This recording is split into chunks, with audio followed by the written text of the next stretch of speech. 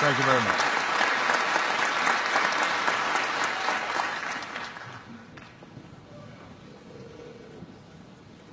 To President and Mrs. Bush, my friend, the Vice President, and Dr. Biden, Mayor Rawlings, Chief Spiller, clergy, members of Congress, Chief Brown. I'm so glad I met Michelle first because she loves Stevie Wonder.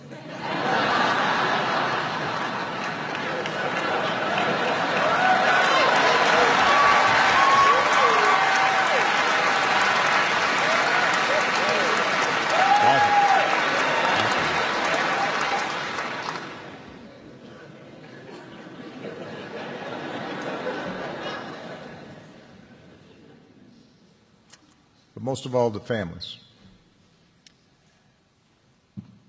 and friends and colleagues and fellow officers. Scripture tells us that in our sufferings there is glory, because we know that suffering produces perseverance. Perseverance, character. And character, hope. Sometimes the truths of these words are hard to see. Right now, those words test us, because the people of Dallas, people across the country, are suffering. We're here to honor the memory and mourn the loss of 5 fellow Americans, to grieve with their loved ones, to support this community, to pray for the wounded, and to try and find some meaning amidst our sorrow. For the men and women who protect and serve the people of Dallas, last Thursday began like any other day. Like most Americans, each day you get up, probably have too quick a breakfast, kiss your family goodbye, and you head to work. But your work and the work of police officers across the country is like no other. For the moment you put on that uniform, you have answered a call that at any moment, even in the briefest interaction, may put your life in harm's way. Lorne Ahrens, he answered that call. So did his wife, Katrina.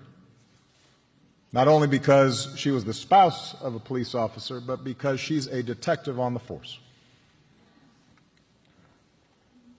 They have 2 kids, and Lorne took them fishing and used to proudly go to their school in uniform.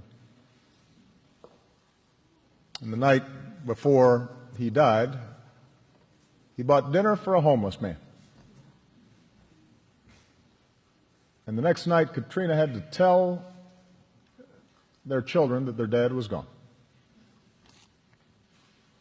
And they don't get it yet, their grandma said. They don't know what to do quite yet.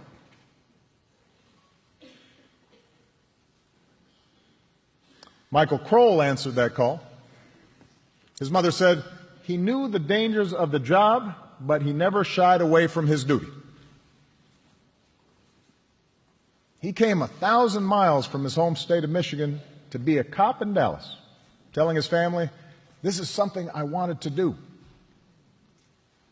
And last year, he brought his girlfriend back to Detroit for Thanksgiving, and it was the last time he'd see his family.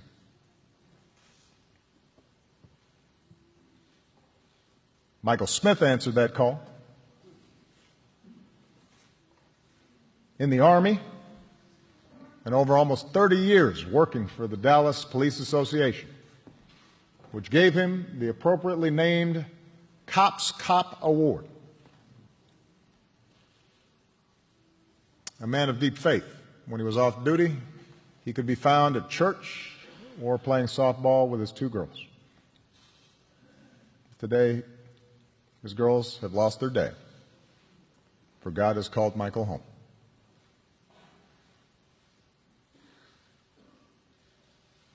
Patrick Zamarripa, he answered that call. Just 32, a former altar boy who served in the Navy and dreamed of being a cop. He liked to post videos of himself and his kids on social media. And on Thursday night, while Patrick went to work, his partner Christy posted a photo of her and their daughter at a Texas Rangers game and tagged her partners so that he could see it while on duty. Brent Thompson answered that call. He served his country as a Marine. And years later, as a contractor, he spent time in some of the most dangerous parts of Iraq and Afghanistan. And then a few years ago, he settled down here in Dallas for a new life of service as a transit cop. And just about 2 weeks ago, he married a fellow officer. Their whole life together waiting before them.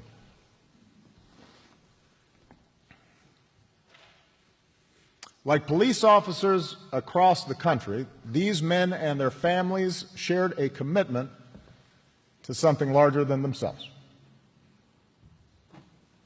They weren't looking for their names to be up in lights. They'd tell you the pay was decent, but wouldn't make you rich. They could have told you about the stress and long shifts. And they'd probably agree with Chief Brown when he said that cops don't expect to hear the words thank you very often, especially from those who need them the most.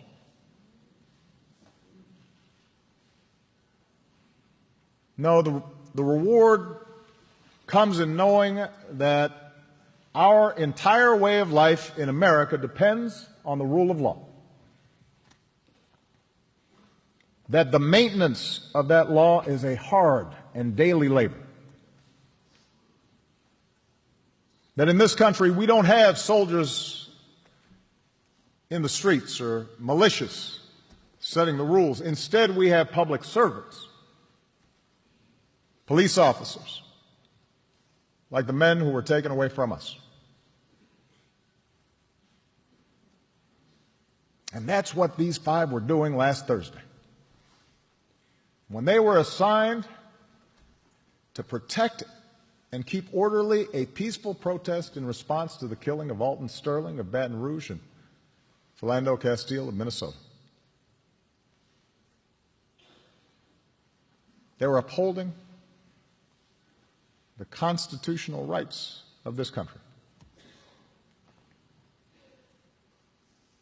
For a while, the protests went on without incident. And despite the fact that police conduct was the subject of the protest, despite the fact that there must have been signs or slogans or chants with which they profoundly disagreed, these men and this department did their jobs like the professionals that they were. In fact, the police had been part of the protest planning. Dallas PD even posted photos on their Twitter feeds of their own officers standing among the protesters. 2 officers, black and white, smiled next to a man with a sign that read, "No justice, no peace."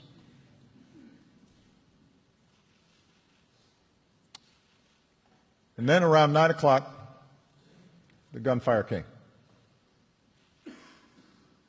Another community torn apart, more hearts broken,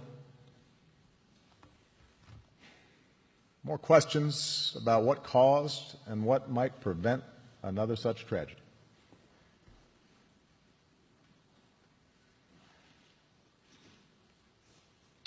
I know that Americans are struggling right now with what we've witnessed over the past week. First, the shootings in Minnesota and Baton Rouge, the protests, then the targeting of police by the shooter here. An act not just of demented violence, but of racial hatred. All of it's left us wounded and angry and hurt. It's as if the deepest fault lines of our democracy have suddenly been exposed, perhaps even widened. And although we know that such divisions are not new, though they've surely been worse in even the recent past, that offers us little comfort. Faced with this violence, we wonder if the divides of race in America can ever be bridged. We wonder if an African-American community that feels unfairly targeted by police and police departments that feel unfairly maligned for doing their jobs can ever understand each other's experience. We turn on the TV or surf the internet and we can watch positions harden and lines drawn, and people retreat to their respective corners. And politicians calculate how to grab attention or avoid the fallout. We see all this, and it's hard not to think sometimes that the center won't hold and that things might get worse. I understand. I understand how Americans are feeling. But Dallas, I'm here to say we must reject such despair. I'm here to insist that we are not as divided as we seem. And I know that because I know America. I know how far we've come against impossible odds.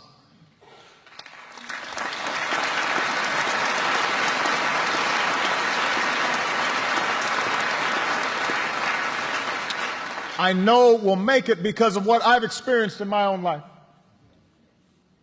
what I've seen of this country and its people, their goodness and decency as President of the United States. And I know it because of what we've seen here in Dallas, how all of you, out of great suffering, have shown us the meaning of perseverance and character and hope.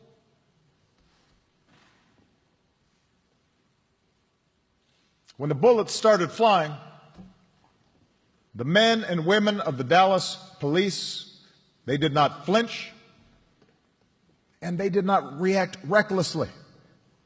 They showed incredible restraint. Helped in some cases by protesters, they evacuated the injured, isolated the shooter, saved more lives than we will ever know.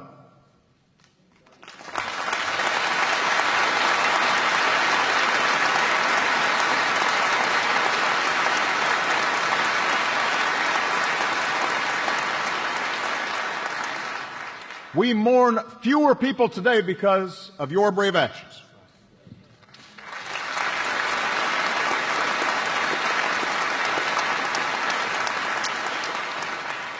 Everyone was helping each other, one witness said. It wasn't about black or white. Everyone was picking each other up and moving them away. See, that's the America I know. The police helped Shetamia Taylor as she was shot, trying to shield her 4 sons. She said she wanted her boys to join her to protest the incidents of black men being killed. She also said to the Dallas PD, "Thank you for being heroes." And today, her 12-year-old son wants to be a cop when he grows up. That's the America I know.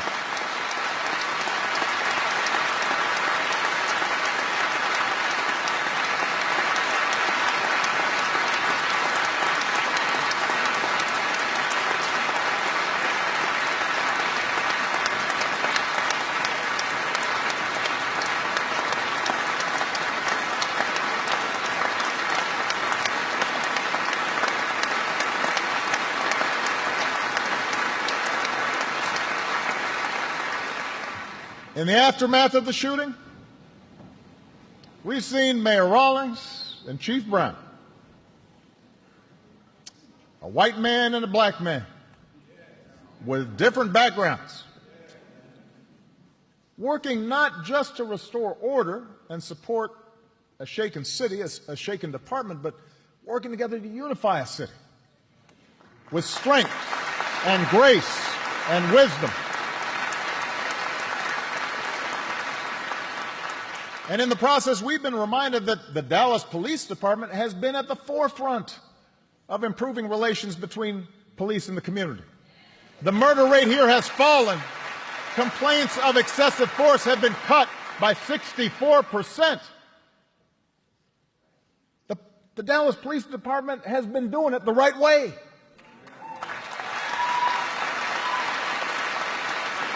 And so, Mayor Rawlings and Chief Brown, on behalf of the American people, thank you for your steady leadership. Thank you for your powerful example. We could not be prouder of you.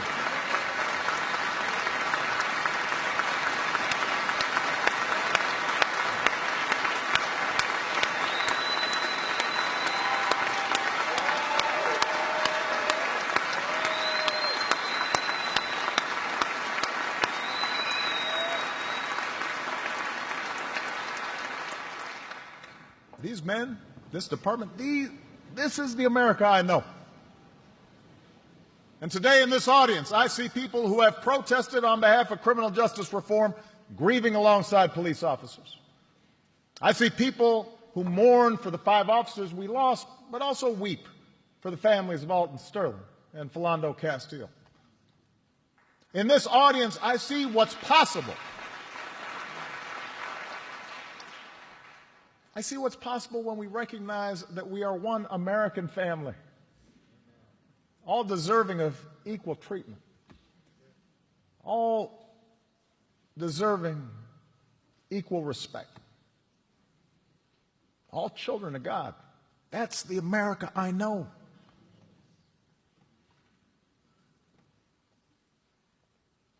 Now, I'm not naive. I have spoken at too many memorials during the course of this presidency. I've hugged too many families who've lost a loved one to senseless violence. And I've seen how a spirit of unity born of tragedy can gradually dissipate, overtaken by the return to business as usual, by inertia and old habits and expediency. I see how easily we slip back into our old notions because they're comfortable. We're used to them. I've seen how inadequate words can be in bringing about lasting change. I've seen how inadequate my own words have been. And so I'm reminded of a passage in John's Gospel. Let us love not with words or speech, but with actions and in truth. If we're to sustain the unity we need to get through these difficult times, if we are to honor these 5 outstanding officers who we lost, then we will need to act on the truths that we know. And that's not easy. It makes us uncomfortable. But we're going to have to be honest with each other and ourselves. We know that the overwhelming majority of police officers do an incredibly hard and dangerous job fairly and professionally. They are deserving of our respect and not our scorn.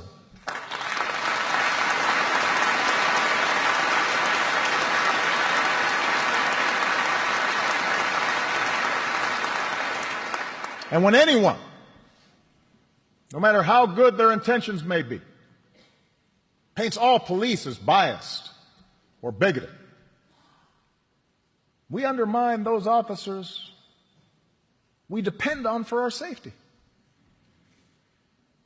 And as for those who use rhetoric suggesting harm to police, even if they don't act on it themselves, well, they not only make the jobs of police officers even more dangerous, but they do a disservice to the very cause of justice that they claim to promote.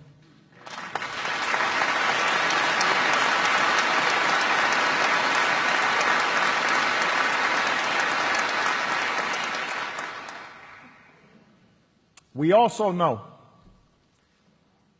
that centuries of racial discrimination, of slavery and subjugation and Jim Crow, they didn't simply vanish with the end of lawful segregation. They didn't just stop when Dr. King made a speech or the Voting Rights Act and the Civil Rights Act were signed. Race relations have improved dramatically in my lifetime. Those who deny it are dishonoring the struggles that helped us achieve that progress. But we know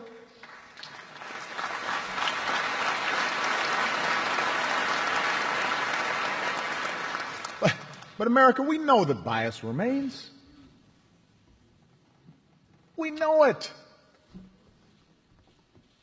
Whether you are black or white or Hispanic or Asian or Native American or of Middle Eastern descent, we have all seen this bigotry in our own lives at some point.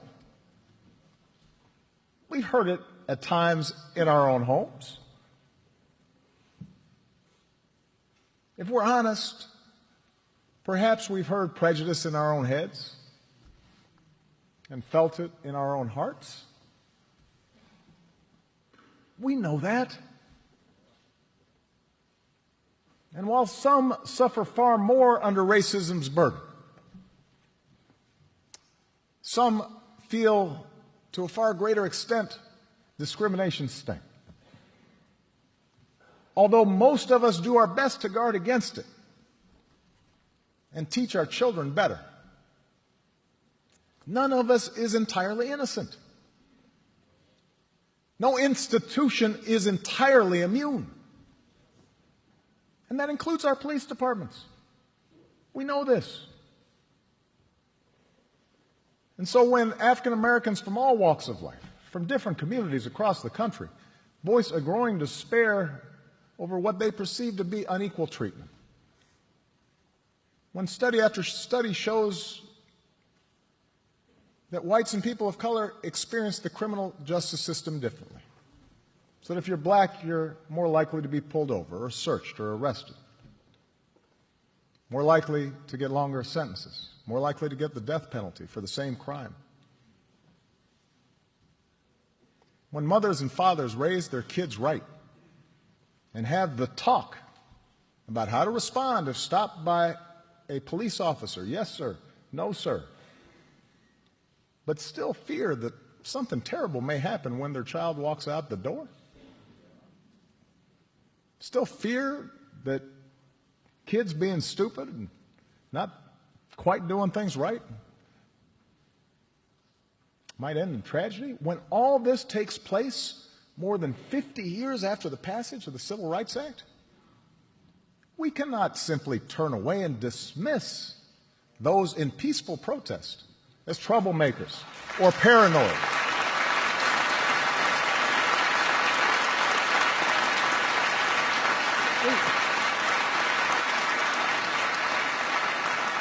We can't simply dismiss it as a symptom of political correctness or reverse racism.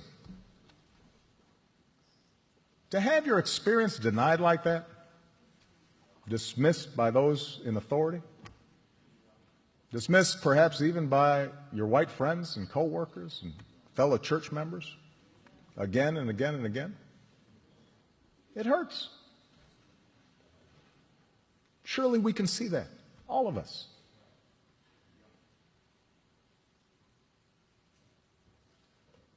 We also know what Chief Brown has said is true,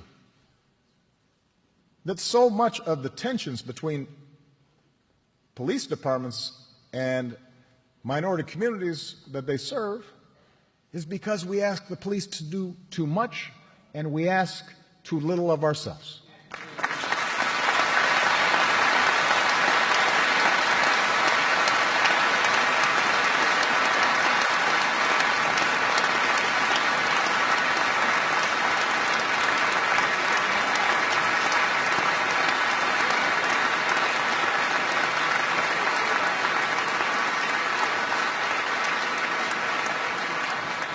As a society, we choose to underinvest in decent schools. We allow poverty to fester so that entire neighborhoods offer no prospect for gainful employment. We refuse to fund drug treatment and mental health programs. We flood communities with so many guns that it is easier for a teenager to buy a Glock than get his hands on a computer or even a book.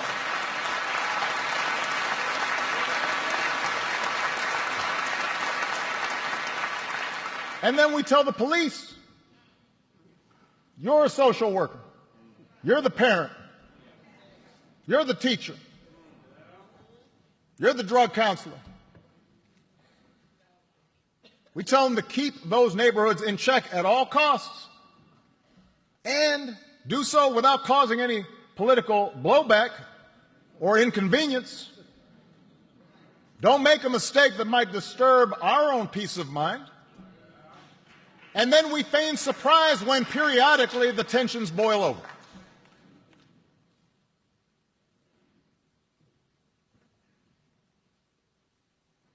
We know those things to be true. They've been true for a long time. We know it. Police, you know it. Protesters, you know it. You know how dangerous some of the communities where these police officers serve are. And you pretend as if there's no context. These things we know to be true. And if we cannot even talk about these things, if we cannot talk honestly and openly, not just in the comfort of our own circles, but with those who look different than us or bring a different perspective, then we will never break this dangerous cycle.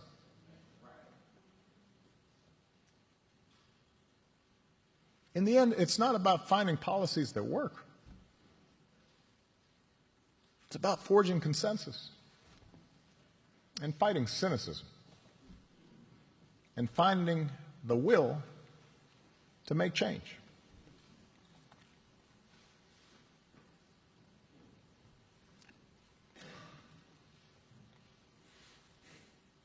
Can we do this? Can we find the character as Americans to open our hearts to each other? Can we see in each other a common humanity and a shared dignity and recognize how our different experiences have shaped us? And it doesn't make anybody perfectly good or perfectly bad. It just makes us human. I don't know. I confess that sometimes I too experience doubt. I've been to too many of these things. I've seen too many families go through this. But then I am reminded of what the Lord tells Ezekiel. I will give you a new heart, the Lord says, and put a new spirit in you. I will remove from you your heart of stone and give you a heart of flesh. That's what we must pray for, each of us. A new heart. Not a heart of stone, but a heart open to the fears and hopes and challenges of our fellow citizens.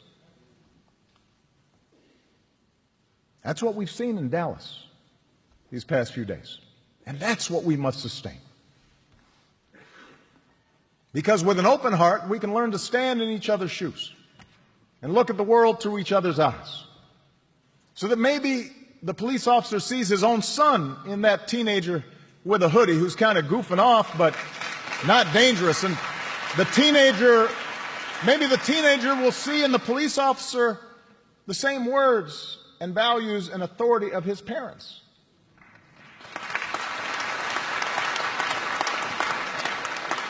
With an open heart, we can abandon the overheated rhetoric and the oversimplification that reduces whole categories of our fellow Americans, not just to opponents, but to enemies. With an open heart, those protesting for change will guard against reckless language going forward.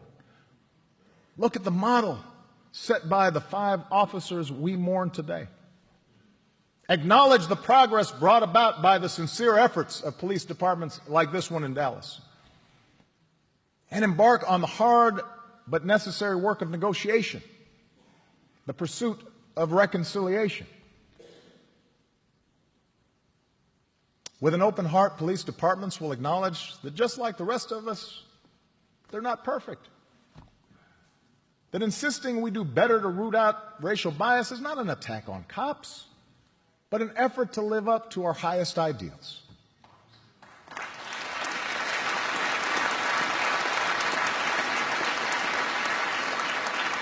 And I understand these protests, I see them, they can be messy. Sometimes they can be hijacked by an irresponsible few. Police can get hurt. Protesters can get hurt. They can be frustrated. But even those who dislike the phrase Black Lives Matter, surely we should be able to hear the pain of Alton Sterling's family. We should, when we hear a friend describe him by saying that whatever he cooked enough for everybody, that should sound familiar to us, that maybe he wasn't so different than us, so that we can, yes, insist that his life matters. Just as we should hear the students and co-workers describe their affection for Philando Castile as a gentle soul, Mr. Rogers with deadlocks, they called him, and know that his life mattered to a whole lot of people of all races, of all ages, and that we have to do what we can without putting officers' lives at risk, but do better to prevent another life like his from being lost. With an open heart, we can worry less about which side has been wronged and worry more about joining sides to do right.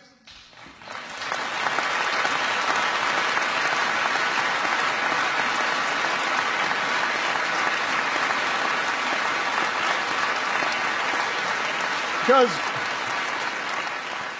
the vicious killer of these police officers, they won't be the last person who tries to make us turn on one another. The killer in Orlando wasn't, nor was the killer in Charleston. We know there is evil in this world. That's why we need police departments.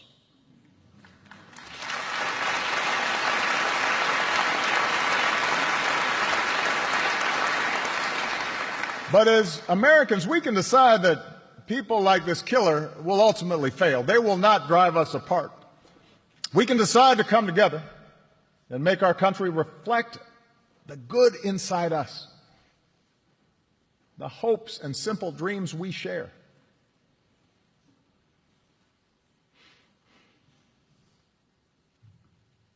We also glory in our sufferings because we know that suffering produces perseverance. Perseverance, character, and character, hope. For all of us, life presents challenges and suffering. Accidents, illnesses, the loss of loved ones. There are times when we are overwhelmed by sudden calamity, natural or man-made. All of us, we make mistakes. And at times we are lost. And as we get older, we learn we don't always have control of things. Not even a president does. But we do have control over how we respond to the world. We do have control over how we treat one another. America does not ask us to be perfect. Precisely because of our individual imperfections, our founders gave us institutions to guard against tyranny and ensure no one is above the law. A democracy that gives us the space to work through our differences and debate them peacefully, to make things better, even if it doesn't always happen as fast as we'd like. America gives us the capacity to change. But as the men we mourn today, these 5 heroes knew better than most. We cannot take the blessings of this nation for granted. Only by working together can we preserve those institutions of family and community, rights and responsibilities, law and self-government that is the hallmark of this nation. For it turns out we do not persevere alone. Our character is not found in isolation. Hope does not arise by putting our fellow man down. It is found by lifting others up.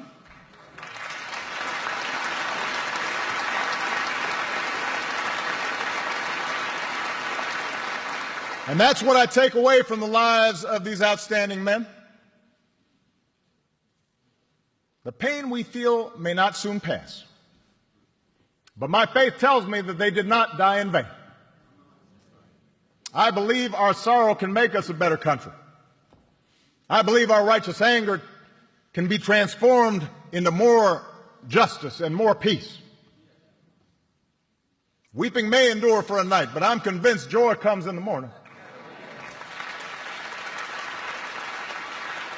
We cannot match the sacrifices made by officers Zamarripa and Arens, Kroll, Smith, and Thompson.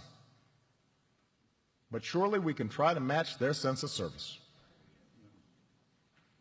We cannot match their courage, but we can strive to match their devotion. May God bless their memory. May God bless this country that we love.